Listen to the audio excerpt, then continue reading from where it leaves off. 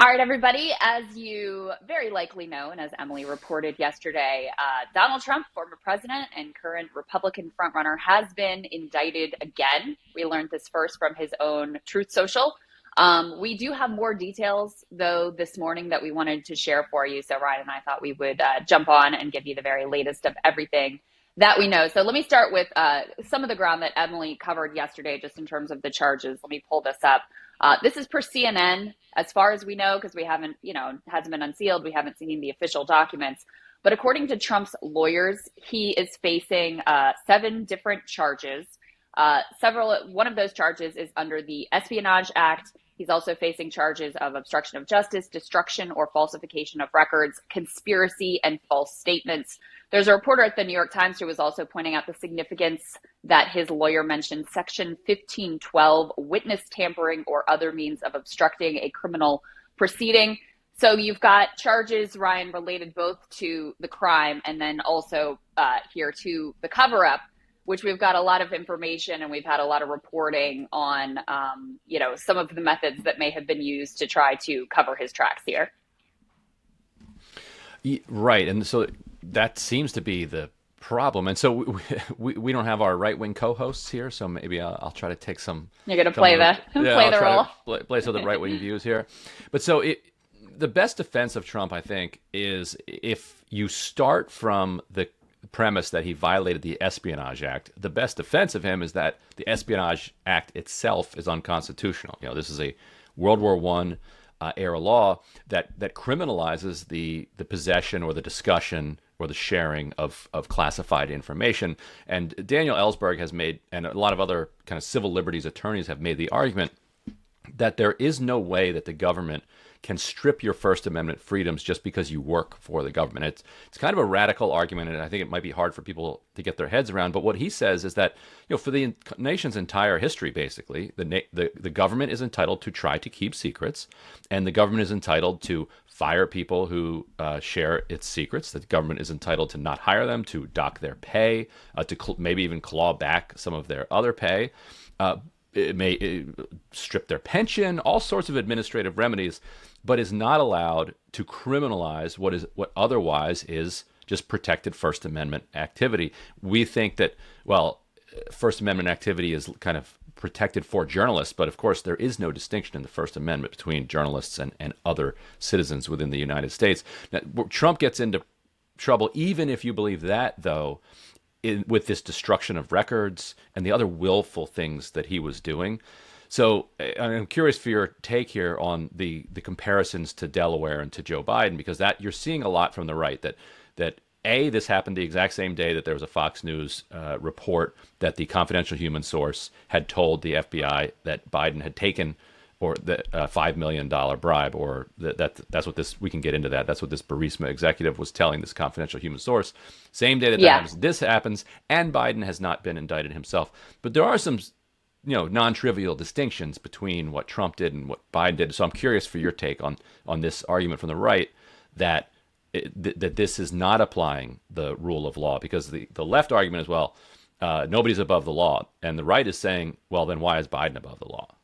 Well, I mean, for me, this isn't complex because I'm happy to see any president who committed crimes be charged and held accountable. So for me, it's not not a problem. If they're there with regards to Biden, okay, so be it. Go get it. On the document piece specifically, though, I mean, there are really significant differences. There's differences in terms of the level of classification of the documents that was held. There's differences in terms of the number, just the quantity of documents that Trump retained. And then, the major difference between how Biden and Pence handled their own discovery of whoops, we've got classified documents too, and how Trump handled it is they were like, all right, come in, let's do the investigation, we're going to fully cooperate. Whereas Trump was, according to reports, moving boxes around, trying to hide things, being belligerent, claiming this is all mine and I declassified it. And also there's this, strange report about the pool flood when they were trying to subpoena some of the surveillance footage, and lo and behold, the pool flooded and now I don't have the tapes anymore. Sorry. So there's all kinds of indications that Trump, really went above and beyond to try to obstruct the process. So those are clear differences between the Trump case and the Biden case. With regards to Daniel Ellsberg's very principled and, an argument about the Espionage Act that frankly I'm inclined to agree with, the fact of the matter is Donald Trump has never agreed with Right. that view of the Espionage Act. I mean, if you had asked him about Hillary Clinton's handling of classified information, he wasn't like, let me take a principled view that this act is unconstitutional. He was actually like, let me, when I'm president, strengthen the amount of jail time that you would get for these type of charges. So perhaps he's had a change of heart now, but certainly when it was about his political opponent, that was not the way he felt about the matter. Yes, and he put Reality Winner in prison. They went after her to satisfy Yes. his bloodlust for leakers, and they went after somebody outside of kind of the political system, just a kind of a regular person who was driven by conscience to leak That's something, right. and he went after her with all the fury of the federal government. I think you're right to raise that distinction between Biden, because what Biden and Pence too. Like it seems like, and they should be investigated, and if they committed crimes, go ahead, lock them up. But it seems like what they're guilty of is being sloppy, and it's when they realized that they had these documents, they turned them in. With Trump, you have this amazing Trump moment where he's on tape giving a book interview, saying, "Oh yeah, by the way, I have highly classified documents, and I'm not giving Yeah. them back." It's like Let's that's actually brutal. so that's the new report this morning. We already knew that this tape you're referring to existed. As of this morning, CNN has actually obtained a transcript of precisely what Hmm. Trump was saying. His former chief of staff, Mark Meadows, was there. There's reporting about Mark Meadows may have flipped. He may have taken a deal himself. He may be cooperating. Perhaps that's where this tape comes from as well. But Mark Meadows is there, and he's doing this interview for a book. And he, in typical Trumpian fashion, is bragging and also trying to correct the record on something that he felt that he was wronged about. So let's go ahead and put this up on the screen. In part of this tape, he says about these documents that he's apparently showing to his guests there, as president, I could have declassified, but now I can't. He goes on to talk about this, quote, secret military information that he indicates he had not declassified.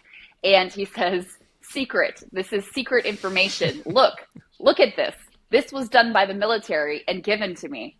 And the context here, Ryan, is kind of interesting as well, because the reason he brings this up is because General Milley, who he had a falling out with, had said that Trump had wanted to attack Iran. And these documents purportedly, according to what Trump is saying in this tape, it entails, a description of how we could attack Iran, and here's the plan of action and how that would unfold. And what Trump is saying is they prepared these and brought them to me. It wasn't me. Look at this. These are very secret, but it was actually Milley, and it was actually the Pentagon that wanted to attack Iran. Now, he doesn't indicate that he wasn't open to going along with it, and we know that he definitely upped the ante in terms of hawkishness towards Iran significantly during his time in office. But that was the context that this tape comes out. The reason that could be a real problem for him in terms of his legal defense is one of the things they wanted to argue is this sort of technical point of, well, he was commander in chief and he just declassified all this stuff, so it was actually fine for him to have. And so the fact that you have a tape of him with a document that he is acknowledging is secret, and he's acknowledging, I could have declassified this, but I did not declassify this, could be a real problem for him in terms of his defense. And then the other wrinkle here is whatever this document was has apparently not been turned up in the trove of documents that, the FBI and the government was able to retrieve from Mar-a-Lago. So that also raises questions of well, where is it? What happened to this highly sensitive document? That would be very interesting to countries like Israel, potentially countries like Saudi Arabia, and any number of others as well. Yeah, and the other fun context here is that a couple months before this emerged, Ken Klippenstein, our friend of the show and my colleague over at The Intercept, had reported that there had been a budget line item in 2019 that produced an Iran war plan. So he had actually That's right. exposed that this was created in 2019. So then, when that came out, I was like, Ken, look, the Pentagon actually delivered. They were tasked with doing this thing. They got a budget, and they actually produced it. This 4-page war plan. And I think that is the biggest problem for Trump. The piece that you mentioned at the end, that it's gone. Where is it now? Because now you're getting into kind of reckless stuff. Like when he was complaining about Hillary Clinton using an email server for her State Department email, the idea that she would be using insecure communication devices was a problem only because it meant that, well, maybe our hostile actors can get a hold of it, and then that could cause problems either for people who are undercover or for our foreign policy in general. So if you cared about that, you really have to care about an actual war plan winding up, Yeah, perhaps, no, and, no doubt yeah, about it. and because Mar-a-Lago is just a nest of spies. Like that all the reporting is that like every country that has like a reasonable intelligence service around the world is buying memberships or is through front groups paying memberships so that they have people walking through who are able to like glean information from them and pass it on. If I were running an intelligence operation anywhere in the world, that's the easiest thing you can possibly do. Just Yeah, station people you'd be a at fool. Mar-a-Lago. You'd be a fool not to. And Yeah. I remember there were reports of like a Chinese spy caught trying to Hmm. gain entry, and you can bet for the one Chinese spy that was caught, how many have actually successfully infiltrated to this porous private club where he apparently has classified documents like just sort of randomly in different storage rooms, getting moved about from time to time, and apparently being brandished for guests as it pleased him in the moment. So there was another piece of this that Robert Costa, and this could be, Democrats love to build these like hero narratives around the person of the moment who's going to take down Trump. So it could be that this is part of this. But in terms of Jack Smith, who of course is the special counsel here, Costa says, let's put this up on the screen, learning lots of new info. This was as of last night. This is a grave, serious case in the eyes of many law enforcement sources. Those who know Jack Smith say he would never bring charges of this nature unless he had tons of testimony and evidence and is convinced he will win. According to a former federal prosecutor, proving obstruction is very difficult, and to bring this charge likely means there's a lot of specific evidence in the hands of the special counsel. He's described as someone who would hesitate to bring that charge unless it was nailed. I thought that was interesting. I mean, again, I have no special knowledge of Jack Smith, but it does strike me there could be additional evidence that isn't in the public sphere in a way that's different from the last set of charges about the Stormy Daniels hush money payments, which, when we actually got the statement of facts, there were a few little interesting details in there, little nuggets that we didn't know about publicly, but it was mostly what we already knew about how that all unfolded. I'm wondering if this case will be the same, or we'll say, oh, we already knew about the boxes being moved. We already knew about this tape of him saying, actually, the stuff, I could have declassified it, but I didn't. Or whether they have a significant amount of additional information that led to these particular charges. I bet there's a pretty good chance that they have some people who were involved with it, like who moved those boxes. It's Yeah. not that hard. It's not hard for them to figure out who are the workers. And if you're a worker at Mar-a-Lago and you're sitting down with FBI agents, Yeah. who's your loyalty to? Are you gonna and they're telling you, look, you either tell us what happened, and that's the end of it, or you don't, and we're gonna charge you with mishandling classified information. Like, yikes! I took this job because it was the job I could get, I didn't not because sign up I'm for all trying to. this. No, so I could imagine that there's a lot of that. Now, I'm curious from your perspective. Let's say it's a solid case. Let's say you can actually get a conviction. Kind of, my take on this would be, if he gets convicted, I would say that Biden ought to just pardon him, let him do a week in prison, and then pardon him, because I think it's important, kind of for the I think it's important that nobody's above the rule of law, but I think it's also important for the public to have a chance to weigh in on this. Like, if he really is the kind of front runner and he's challenging Biden for the nomination, Yeah. let that go to the ballot. Like, beat him at the ballot box rather than finishing him off completely through the judicial system, because of what that could uncork in such an unpredictable way going forward. So convicting him, having him serve something short, but then pardoning him, I think it does produce consequences that would deter and future presidents from whatever we're upset about him doing here, like losing an Iran war plan, or maybe Right. giving it away by being an idiot. But I think the idea of him serving a long prison sentence feels too dangerous to the fabric of our kind of democratic society. I don't know. What am I being too soft there? What do you think? I don't know. I have complicated feelings about that because I can see your argument. But I also feel like, perhaps it's overthinking it. Like if he committed obvious crimes that any other normal person would go to prison for, then why does he get let off the hook when others don't? So, I mean, so that's kind of the balance here. I wondered if, since we had him indicted over the Stormy Daniels hush money stuff, and there wasn't this like huge reaction. There really wasn't that much of a reaction at all, even in terms of like huge protests or anything like that. I wondered if that emboldened Jack Smith and the DOJ team of like, oh, well, apparently if we indict him, like the country's not going to fall apart and we can move forward and hold this man accountable, even though there's no doubt it's an extraordinary circumstance. Not only is he the former president, very likely to be the Republican nominee, being prosecuted by the Department of Justice of his political adversary. There is no doubt that it's dicey terrain, but it's also dicey terrain to allow presidents to brazenly break the law and basically face no consequence. Right. What's so hard for me about it, I guess, is seeing kind of George W. Bush, Barack Obama, who committed crimes, walking around free.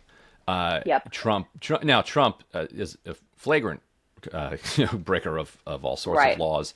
But I guess it would be more satisfying to see him hit with crimes that were central to what I see as his kind of criminal enterprise, rather than it seems like the political establishment wants to find crimes that they can say are outside of the types of things that they do. So in Correct. other words, if you dive into the whatever amount of money flowed around between the United Arab Emirates, the Saudis, the Kushners, and Trump, you're probably going to find, and the Qataris with that bailout of his 666 Fifth Avenue property, you're probably going to find extraordinary crimes, or even just the money flowing through that the Trump hotel that he owned. But that, even though it's more brazen than what other politicians do, it's of a kind. It's political corruption. It's glad handing. It's I scratch my back, you scratch yours, and that's central to what all politicians do. He just does it a little bit worse and crazier. Correct. And so if you target that, then you start asking the question, well, what about these folks? Or if you go after Trump for some of his more adventurous, imperial stuff overseas, ramping up with the drone or whatever, then you're like, well, what about Bush? What about Obama? And so I think that's why they're like, what do we have that's completely cordoned off? And it's this even though Biden and Pence were sloppy about classified documents, this willful kind of hiding and admitting that he's hiding classified documents, and then hush money to a porn star. Like none of that. You're not going to find that on Pence or Obama. With Barack Obama. Correct. No. Yeah, no, I think that's absolutely true. And even I wonder what you think about if there are charges down the line for January 6th related activities, fake elector scheme. Obviously, the Georgia grand jury still investigating. I'm not sure, but special counsel may also be investigating that piece. I think that they are. But even with his attempts to steal the election, which again are done in this like brazen, messy, like absurd Trumpian way, and then ultimately unsuccessful, then you have the model of George W. Bush, who does it in the like, dignified election stealing way and is actually successful, but that we're cool with, that we just move on from and like praise Al Gore for standing aside and being like, all right, I'm going to let you steal this one. Well, it means you got to take the king. And I think it's fair to go after Trump on January 6th because everybody knows the rule that you come for the king, you best not miss. Like you try to pull off a coup, everyone understands the rule of a coup is that if your coup fails, you're done. Like you don't get a slap on the wrist. I mean, actually, and sometimes you do, and then they end up paying. Hugo Chavez pulled off a coup in the early 90s and failed, and they locked him up for a month, and then he comes out and he does another coup and then becomes president for the rest of his life.